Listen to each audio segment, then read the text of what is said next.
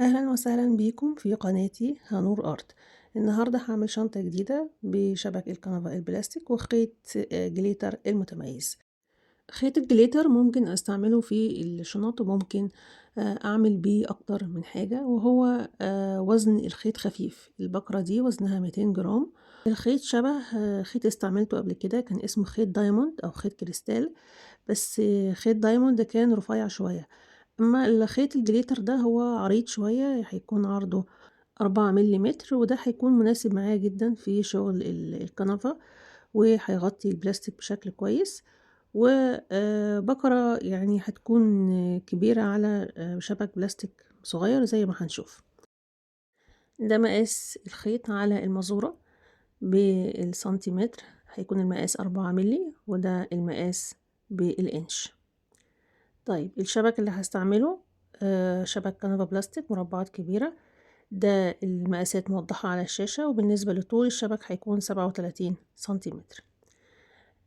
بالنسبة للإكسسوارات اللي أنا هاستعملها معاه، هاستعمل 2 جانش، ولازم يكون المقاس مناسب للجوانب، وسلسلة معدن أو حزام، وإبرة كنفا أو إبرة تنظيف ممكن استعملها، القفل طبعا بيكون معاه 3 مسامير، قفل المسطرة، وبكرة الخيط. هسحب الخيط على الإبرة، هسحب حوالي 2 متر على إبرة الكنفة. بعد كده هربط الخيط.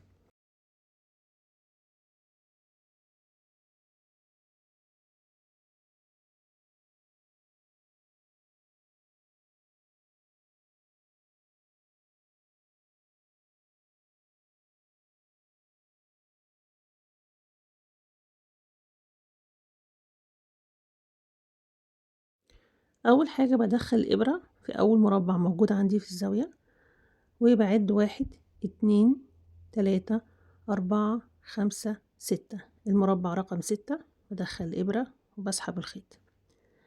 بسحب الخيط وبعد كده بفرده على شبك الكنفة بالشكل ده، بفرده كويس، وبدخل الإبرة في الرابطة من جوه من هنا. بسحب الإبرة من جوه رابطة الخيط وأشد الخيط. في تاني مربع في الصف التاني، المربع ده بسحب الخيط، مش في نفس الصف، لا، في الصف اللي جنبيه تاني مربع من فوق. بسحب الخيط، بعد 1 2 3 4، بسحب الخيط. بسحب الخيط وبعدين بفرده على شبك الكنفة بالشكل ده. ده هيكون شكل الغرزة معانا. هكرر نفس الغرزة الأولى اللي عملتها، هدخل إبرة في نفس المربع الموجود في الصف من هنا، وبسحبه في آخر مربع موجود في طرف البلاستيك، وطبعا بتأكد كويس إن الخيط مفرود بالشكل دوت، وبدخل إبرة في المربع الموجود في طرف البلاستيك. يبقى أنا هكرر أول غرزة عملتها. الخطوة اللي بعد كده بدخل الإبرة في تاني مربع من طرف البلاستيك، وبعد 4 مربعات، وبدخل الإبرة في المربع الرابع وبسحب الخيط. بكرر الغرزة التانية. بعد كده هكرر الغرزة الأولى والتانية، بدخل إبرة في المربع الموجود في الطرف، وبعد 6 مربعات، وبعد كده بسحب الخيط وافرده.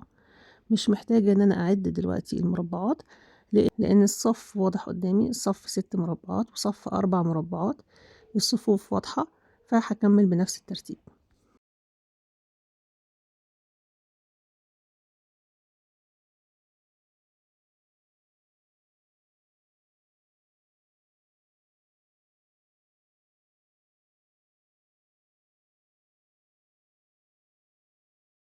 وده هيكون شكل نمط الغرز اللي هنشتغل بيها في الشنطة كلها. مرة الخيط هيتسحب على 4 مربعات، ومرة على 6 مربعات.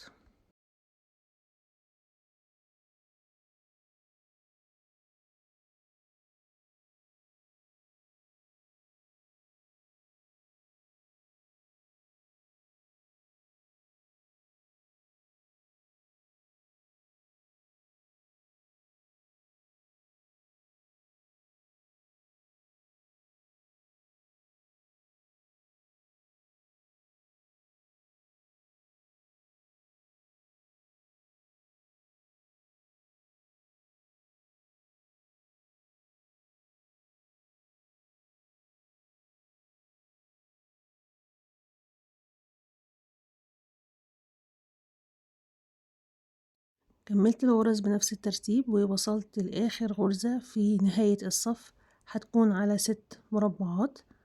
وبعد كده بسحب الخيط وهنشوف شكل الصف الأول هيكون عامل ازاي. ده كده هيكون شكل أول صف من الغرز. هبدأ دلوقتي في الصف التاني. الصف التاني ببدأ أدخل إبرة في آخر مربع انتهت فيه الغرزة اللي قبل الأخيرة، وأعد 1 2 3 4 5 6 وأسحب الخيط من المربع السادس. هرجع لآخر غرزة وأدخل الإبرة في آخر مربع موجود في الغرزة، بفرد الخيط كويس وبشده بالشكل ده، وبعد كده أعد 1 2 3 4 وأسحب الخيط وبفرد الخيط. هكمل الغرز بنفس الترتيب، مرة على 4 مرة على 6، نفس غرز الصف الأول بكررها في الصف التاني، وبتشترك الغرز مع بعضها في نهاية المربعات الموجودة في الصف الأول، وبكمل الغرز بنفس النمط مش بيتغير معايا.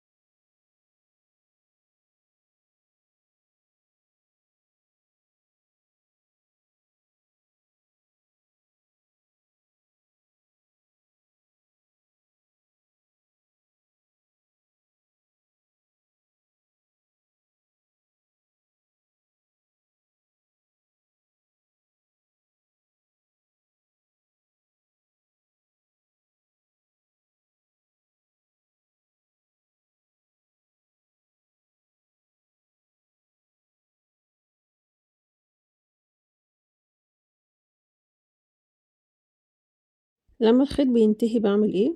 بقص الخيط وبربط الخيط مع بعض، باخد طرفين الخيط وبربطهم مع بعض ربطتين واشدهم كويس قوي علشان ما يتفكوش، وبحضر ابرة وخيط جديد على ابرة الكنفة، وبكون طبعا ربطت الخيط بالشكل ده، وابدأ ادخله في ربطة الخيط من هنا حسب اتجاه الغرزة. لو الغرزة نازلة لتحت يبقى انا هسحب الخيط من تحت بالطريقة دي، بعد كده ارجع اكمل غرز.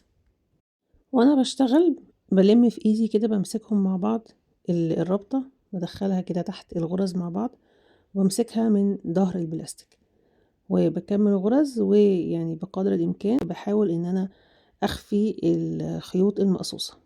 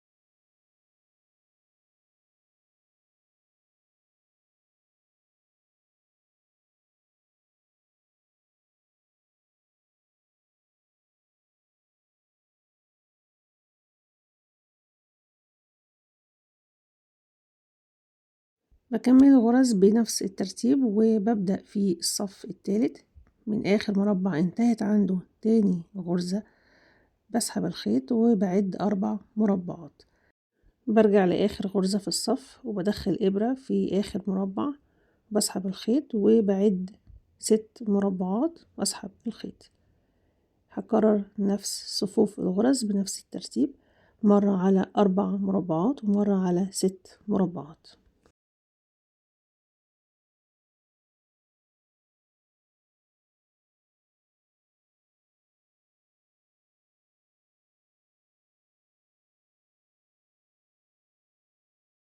الصف التالت هيكون زي الصف الأول والصف التاني، وهتستمر الغرز كلها بنفس النمط وبنفس الترتيب لغاية لما تنتهي بالشكل ده. لما أوصل لنهاية الصف هكمل الغرز على المربعات الموجودة عندي والمتبقية عندي في نهاية الصف. هيتبقى في النهاية 5 مربعات بالطول، هكمل عليهم الغرز مش 6، وهيتبقى 4 مربعات، يبقى آخر صف هيكون 5 و4 مش 4 و6 زي ما اشتغلت، فده مش هيفرق في شكل الغرز، وده هيكون آخر صف وهيكون في الجزء الداخلي للشنطة.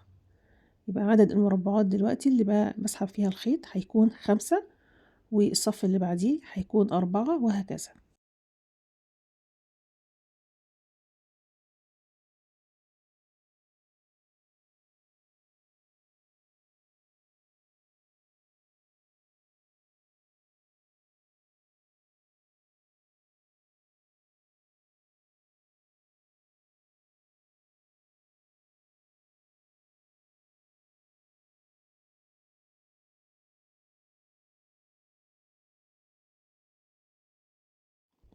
كملت الغرز لنهاية الصف بالشكل ده.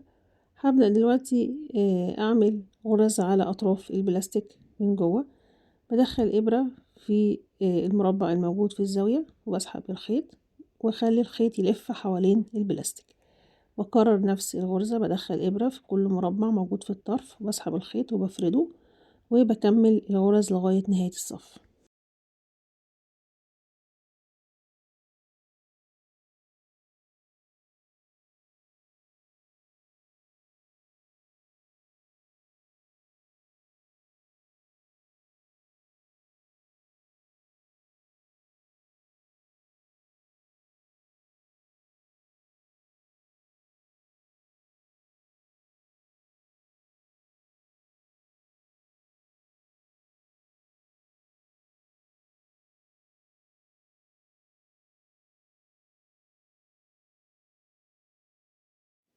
بعد ما بكمل الصف للنهاية بعمل ربطة خيط وبسحب الخيط تحت الغرز.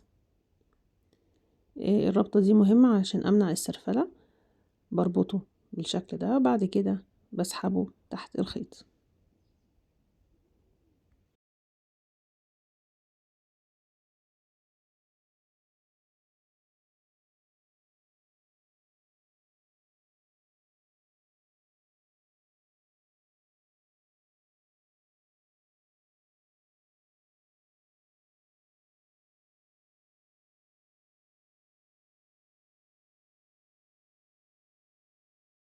برجع مرة تانية لأول صف بدأت فيه الغرز.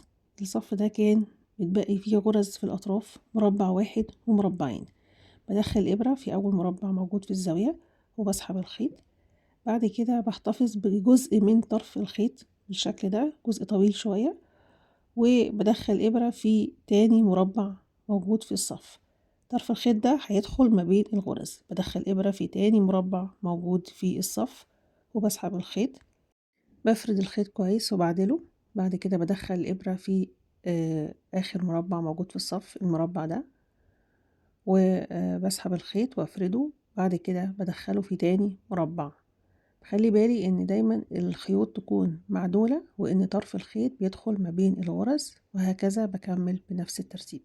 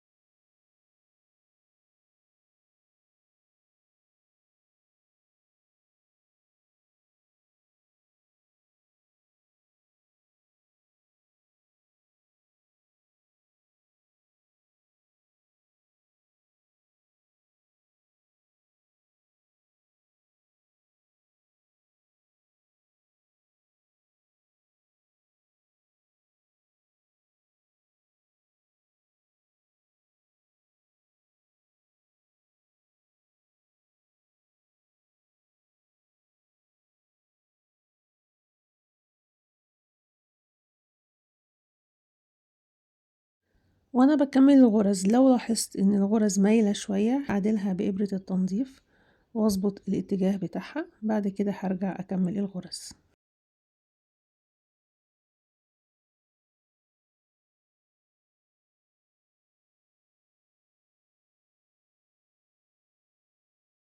الجزء اللي باشتغل فيه الغرز ده الجزء الخاص بالقلّاب اللي هيتركب فيه القفل. بعد ما باوصل لنهاية الصف بادخّل الإبرة في المربعات الموجودة في الأطراف وباعمل غرز على أطراف البلاستيك. مش هاكمّل للنهاية، هاشتغل جزء صغير وبعد كده هاوقّف الغرز على أطراف البلاستيك.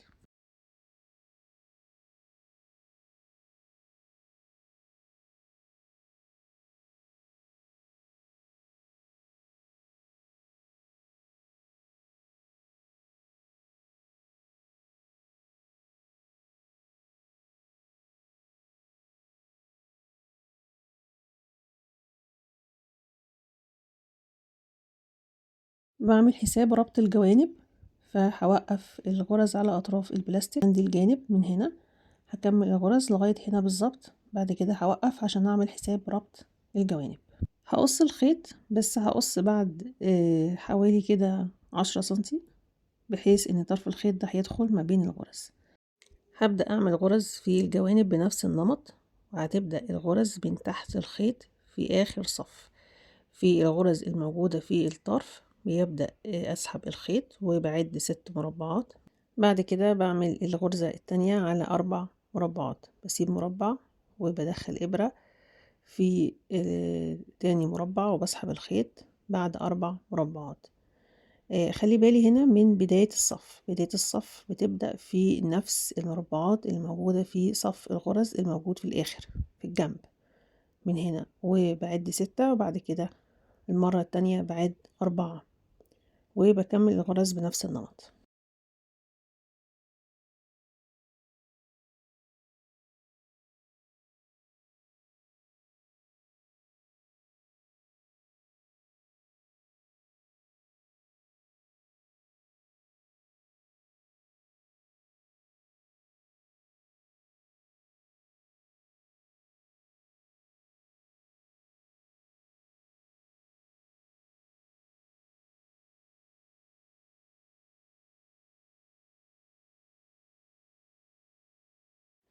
بعد ما انتهيت من أول صف في فراغ من البلاستيك واضح هنا، فهسحب الإبرة في المربع ده وأسحبه من الناحية التانية، بحيث إن أنا أغطي الفراغات الموجودة من البلاستيك الموجودة في نهاية الصف.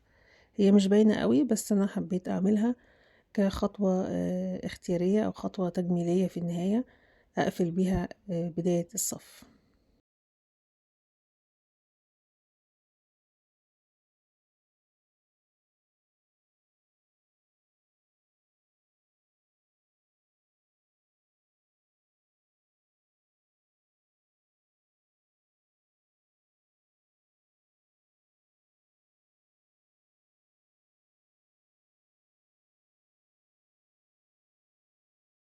هرجع أكمل الغرز بنفس النمط زي ما عملت في باقي الشنطة.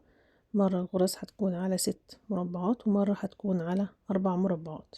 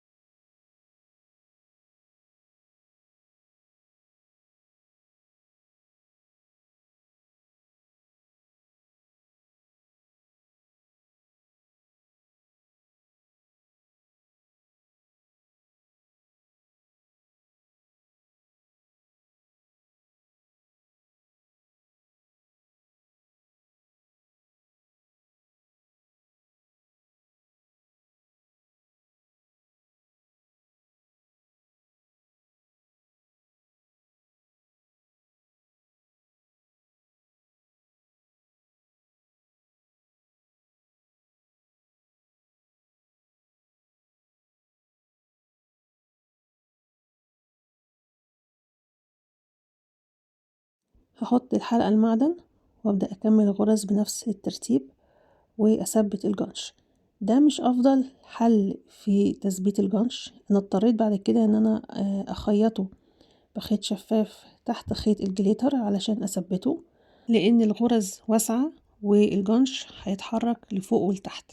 ممكن تنتهي الغرز باكتر من طريقة، ممكن اربطها بخيط الجليتر نفسه، بعد كده اعمل غرز حواليه، وممكن اعمل حل ده دلوقتي، اعمل غرز فوقيها فوق الجنش، وبعد كده هثبت الجنش من فوق علشان بس ما يكونش فيه خلل في توازن الشنطة. فهضطر ان انا اعمل خياطة تانية للجنش من تحت الغرز بخيط شفاف، خيط سنارة او خيط تطريز يكون نفس اللون.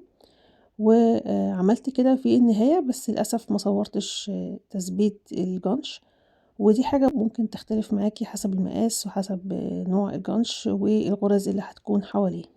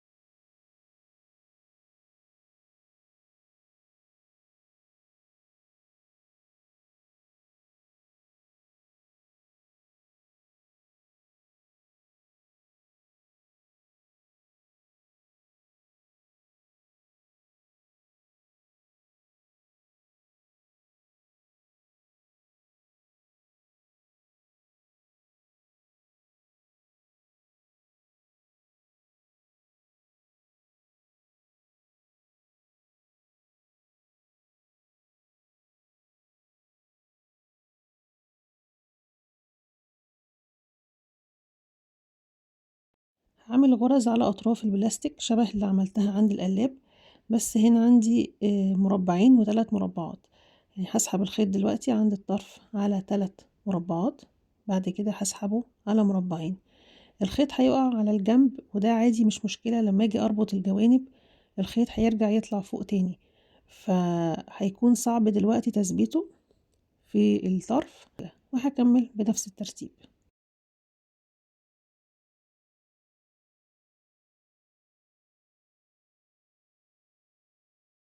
وده هيكون شكل الغرز في جوانب الشبك من الناحيتين. هتأكد كويس من ربط الخيط كويس من ظهر الشبك وكل حاجة ثابتة في مكانها. الخطوة اللي بعد كده هحضر قماش البطانة واحط عليه الشبك، بعد كده هقص القماش بعيد عن الشبك من 2 ل3 سنتيمتر من كل اتجاه.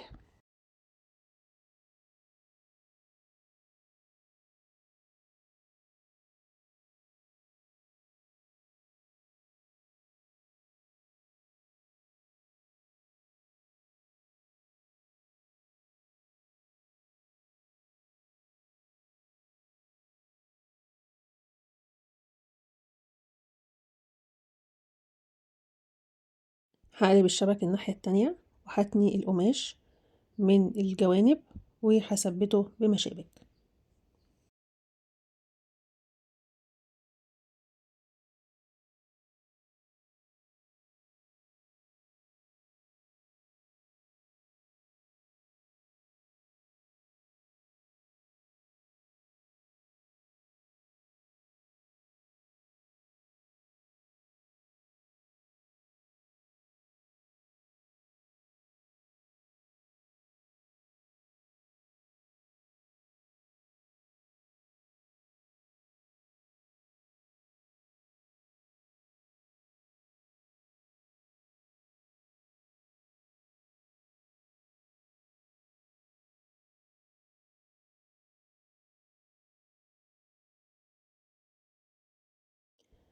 هقلب الشبك مرة تانية وأقص القماش عند الزوايا من كل ناحية.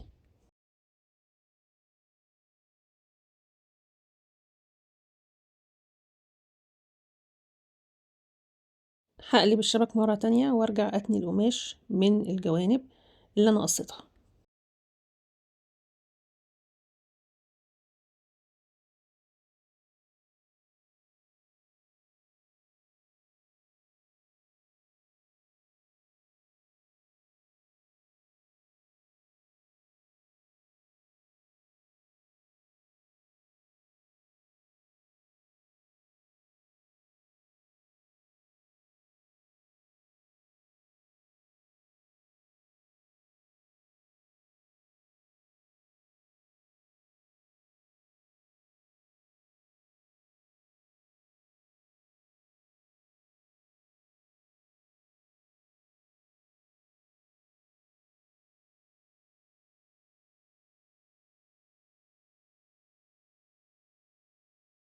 هكرر نفس الخطوات في الجزء التاني من الناحية التانية. هتني القماش واثبته، وهجيب خيط ملابس يكون نفس لون قماش البطانة او خيط شفاف وابرة ملابس، وهبدأ اخيط البطانة.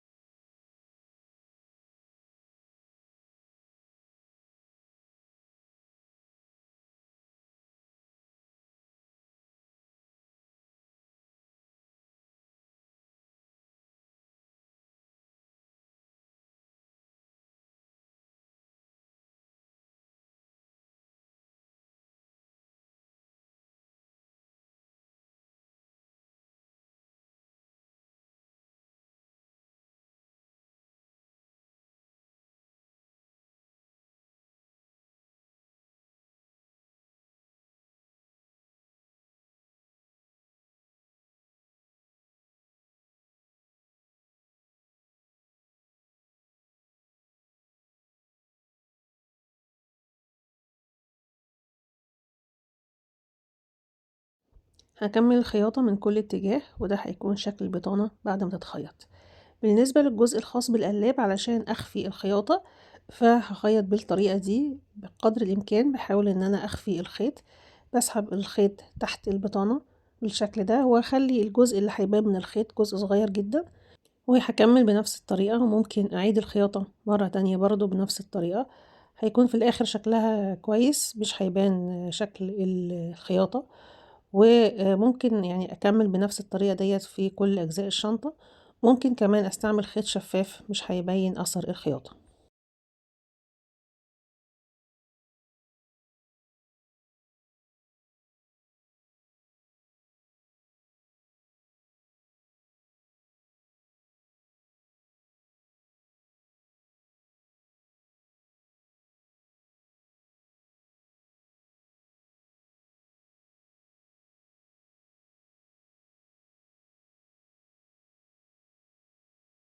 انتهيت من خياطة البطانة كلها، وده هيكون شكل الخياطة.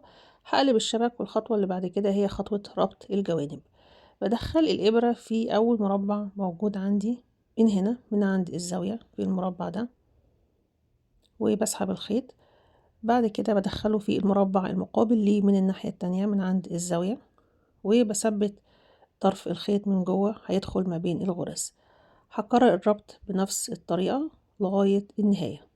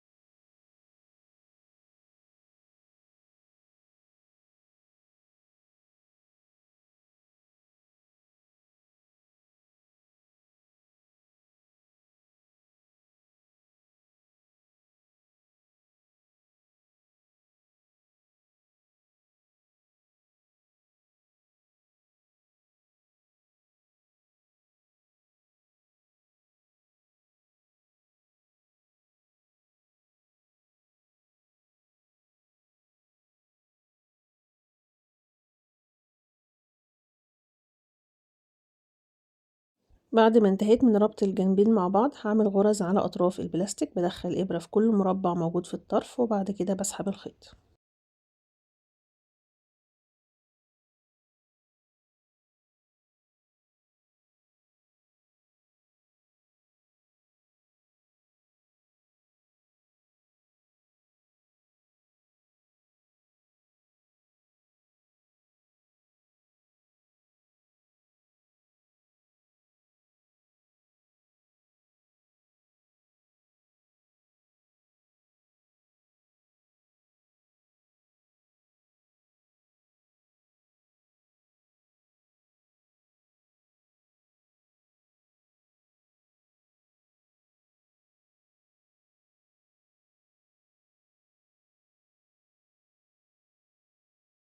وصلت لنهاية الصف، هبدأ دلوقتي أسحب الخيط تحت الغرز بالشكل دوت. بعد كده هقصه في النص بالظبط، في النص ده مكان هيكون تركيب القفل، بحيث ان القفل يقفل عليه وما يكونش فيه اي اثر لطرف الخيط.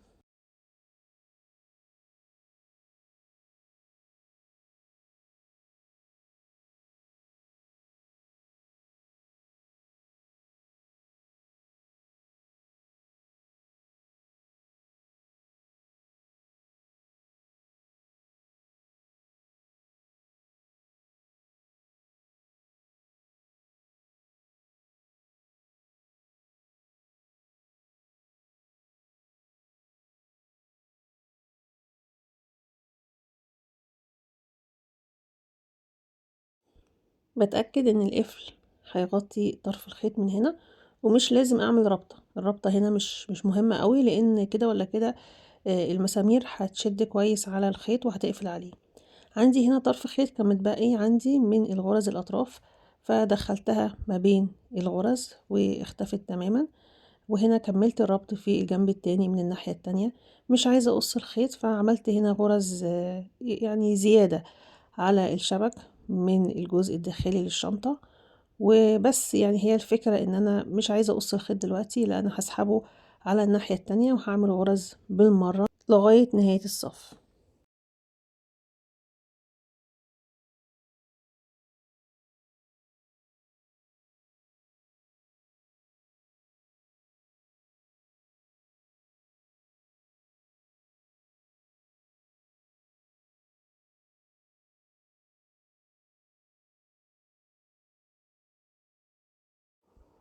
هقص الخيط بعد ما انتهيت من الغرز، وصلته للجنب التاني، وطرف الخيط ده هدخله ما بين غرز الربط.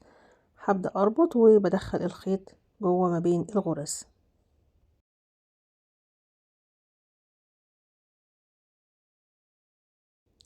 طرف الخيط بشده بحيث ان هو يكون مظبوط مع الجوانب، يكون قدها بالظبط.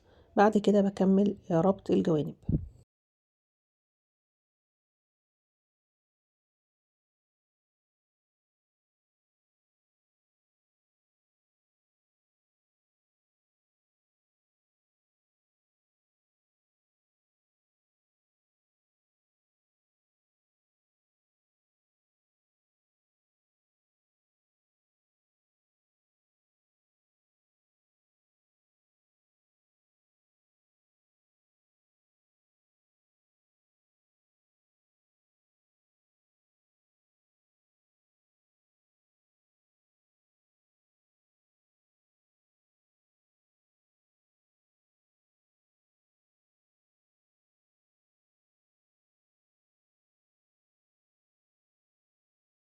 هنا عندي الخيط ده عايزة اعديه من الناحية التانية، فاعديه تحت البطانة. بعد كده بقص الخيط على قد الطول الجنب، وابدأ دلوقتي الم الخيوط مع بعضها واعمل غرز لربط الجوانب، وادخل الخيوط دي جوه ما بين غرز الربط. هربط بنفس الطريقة زي في الجنب ده وفي الجنب ده.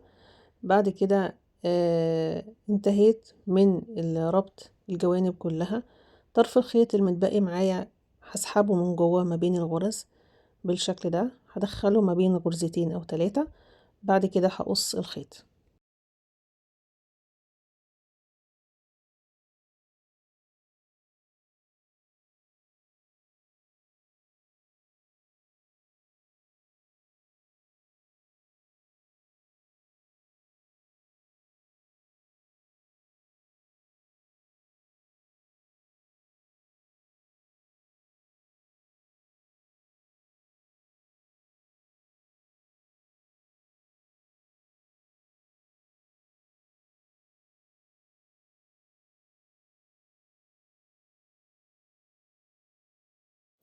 هحرق طرف الخيط حاجة بسيطة كده، مجرد ان انا بس اقفل اطراف الخيوط. هو مش زي خيط السلسلة هيقفل كويس، لا هو بيبقى صعب شوية، فبخلي بالي بس بقفله حاجة بسيطة، واجيب ابرة وخيط شفاف واخيط الخيط من جوه من عند غرز ربط الجوانب.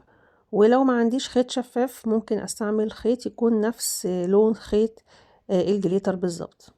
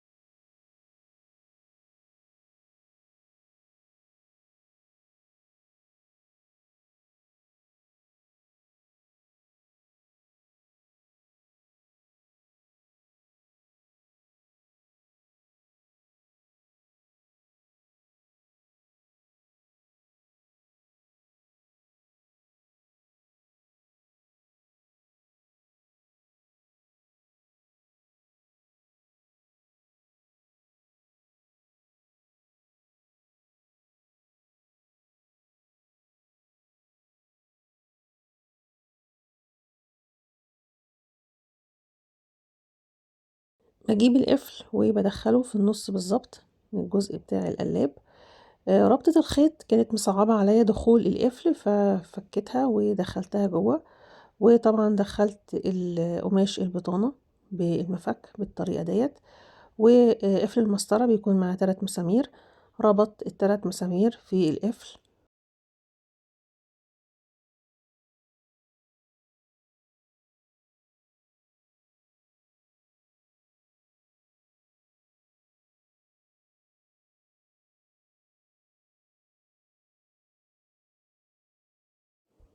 كملت ربط ال3 مسامير، بعد كده بركب الجزء التاني من القفل.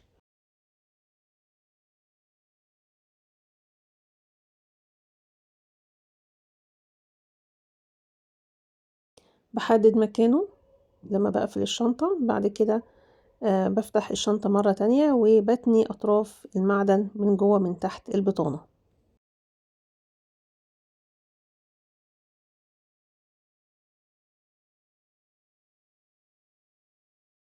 آخر خطوة بركب السلسلة المعدن أو الحزام لو موجود عندي.